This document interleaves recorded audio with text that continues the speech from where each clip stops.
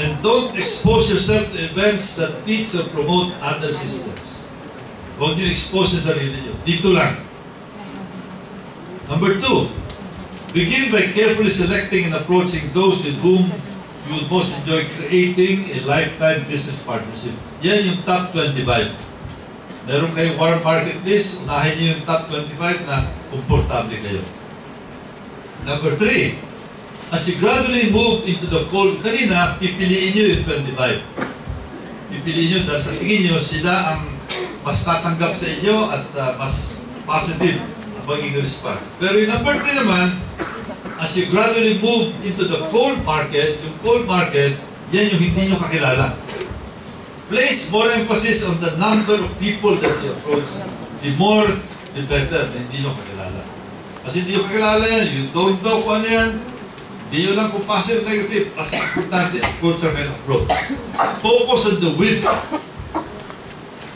Go wide of your front line rather than the depth. Number 4, following in-home presentations or long-distance sign-up, encourage serious people to phone an upline leader. Yun. Minsan, papatawagin nyo sa upline nyo. Number 5, in order to stay focused, we discourage you from creating your own training materials. Huwag kayo masyadong marunong, in other words, na pag nakita yung training materials, sabihin, ay, walang kwenta ito, mas maganda itong training material ko, give me 2 weeks, at maglalabas ako ng magandang training material. Hindi tama yun. Use the 2 weeks for prospecting and recruiting. Rely exclusively on this proven system for the first year. Build a customer base among your family and neighbors. Yung kanina, 10. Get 10.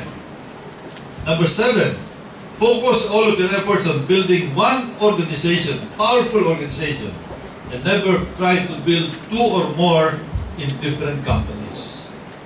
Kailangan isang kumpanya lang. Number 8, success depends on believing and investing in yourself.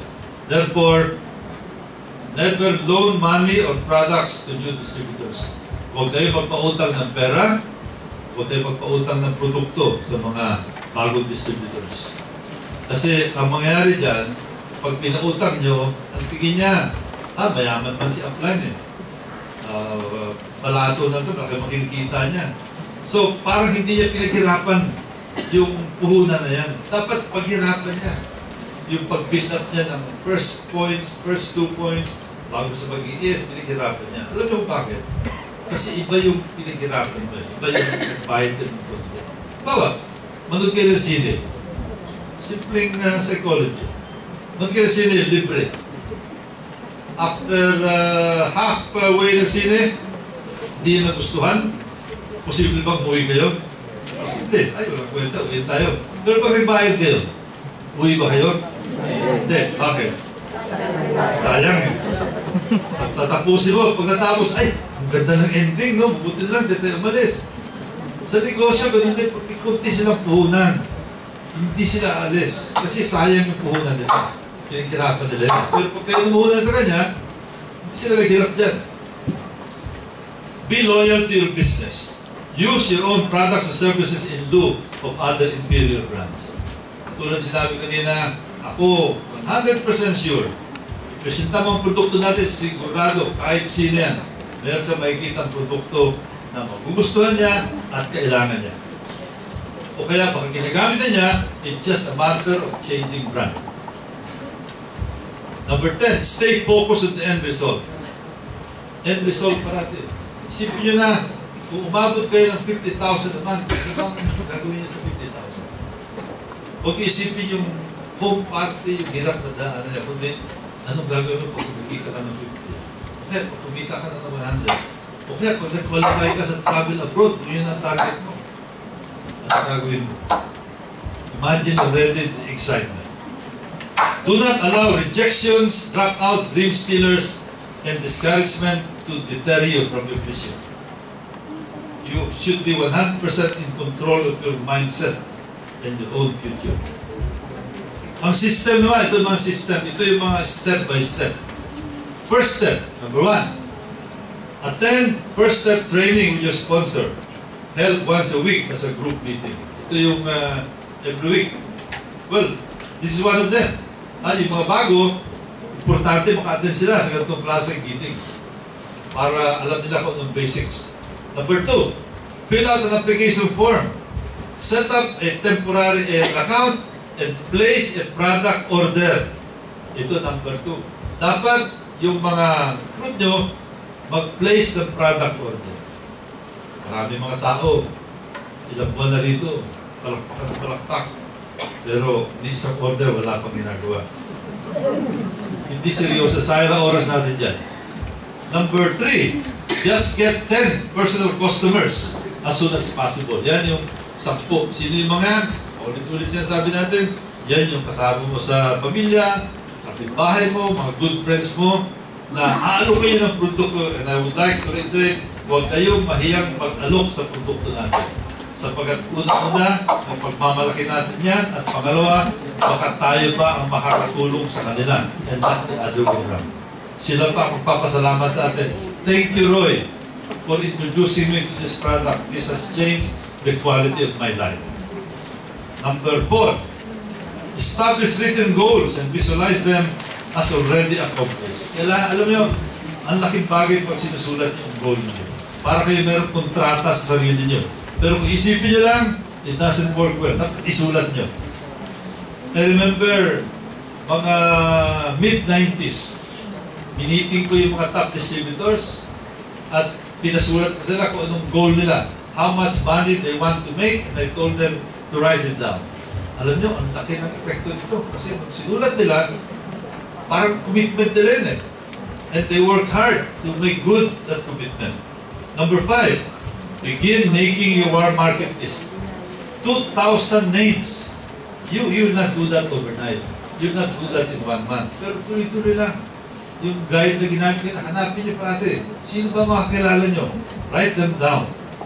Tapos, gawa kayo ng listahan, yung card file system, or yung magagaling sa computer dito, data bank, no? You can use the database, DBase, pwede yan.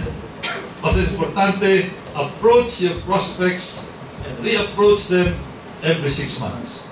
Bakit every 6 months? Kasi today, ayaw niya ng negosyo. Today, hindi siya naniniwala sa Forever. Today, hindi siya naniniwala sa MLM. 6 months from now, baka naniniwala na. Today, hindi niya kailangan ng extra income. Okay siya. But 6 months from now, baka nagbago na ang financial situation na kailangan siya ng additional 10,000, 20,000. At baka dito niya makita yung opportunity na yan. Number 6, get back to your sponsor for a personal strategy session. Ayan. Kausapin niyo yung sponsor niyo para mag-strategize kayo. Sino ba ang unahin ko? Sa mga kapag-anak ko, sino malalapitan ko? Saan ako pupunta? Pupunta pa ako sa Sorsogon? Dito lang muna ko sa Metro Manila. 7, approach people with the financial security and time freedom possible for business. Call on your top 25 people. Remember, it is your enthusiasm that will attract them. Meet your prospecting goals every day.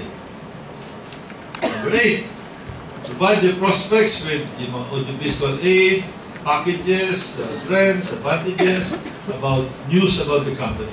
Number 9, conduct in-home presentations. Ito yung mga home party with 4 or 8 prospects. You don't have to have a big group.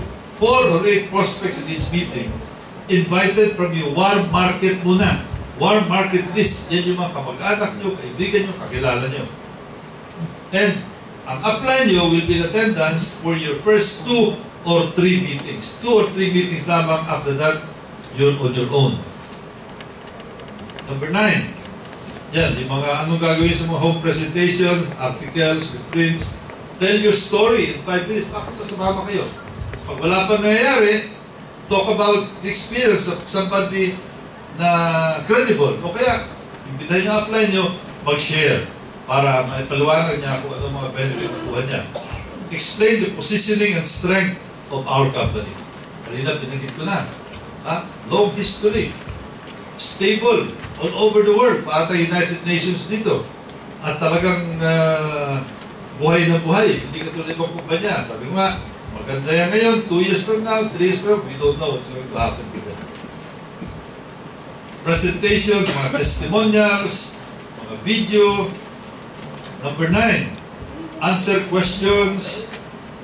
Tapos yung 9G, hand out a business overview and close with 3 reasons to join. Actually, yung number 2 hindi masyado applicable sa atin, no? Number 1, as a wholesale buyer. O kaya yung number 3, yung lifestyle with wealth and independence, ito yung mga gagawing career itong negosyo nito. Tapos yung mga prospects mo, invite mo sa susunod na training session. And number 10, ask for a commitment. Ano yung mga commitment na yan? Siyempre, ang pinakamaganda maging business builder siya or networker. But then, kanina, pinresent ko, hindi lahat. In fact, kukunti lang ang sasama para mag-network, para mag-business builder. Kung ayaw niya, pwede siyang mag-retailer. As I said, ang iba gusto mag-retailer kasi yan ang comfort zone nila. Sanay sila sa direct selling. Pero hindi nila masyado na-appreciate pa yung multi-level. And then, last is wholesale buyer. Gagamit ng produkto. As I said, welcome na welcome yan. In fact, pag wholesale buyer sumama, ganyan talaga. Yan ang objective natin, magkaroon ng maraming wholesale buyer. Yung bilog-bilog sa sinabi ko, kahit nakukunti lang, kahit na malilit na binigil nila, pero marami sila, that is going to become big business for you. Remember what I said? Yung Lions Governor, naging milyonaryo, nagbibenta ng pakunti-kunting taho. Si Lucio Tan, naging milyonaryo, nagbibenta ng pakunti-kunting sigarilyo. Pero ang daming tao ang bumibili sa kanya. Yan yung essence ng wholesale buyer. O kaya, baka gusto nila maging customer lang. Pag sinabing wholesale buyer, magsa-sign up sila para they can buy wholesale. Pero iba, yung pumirma dyan. Iba, takot pumirma, baka kung ano obligasyon dyan. Deliver ka na lang produkto sa akin. Okay din yan. Malaki pang retail income nyo. O kaya magbibigay lang ng referral. Name the product package and mga training materials. Conduct yung first training system. And ano ang result dito? When you follow the system, when you follow the guideline. Dramatic income. Absolute time freedom. At ito, medyo hindi pa niya masyado ma-appreciate ito, no? But, yung mga matagal na rito, ito talaga isa sa pinaka-na-appreciate nila. The satisfaction of knowing you help others to create the same. Bakit ako nandito? Kasi, ang sarap ng pakiramdam ko. Pag meron lumalapit sa akin, magpapasalamat. Kung salamat at pinakilala mo sa kumpanya ito, dahil nabago yung buhay ko. Salamat at pinakilala ko sa produkto kasi nabago yung quality of life ko. Yun ang pinakamasarap. It's not my own financial accomplishment, my own business accomplishment, but seeing a lot of people succeed in this business.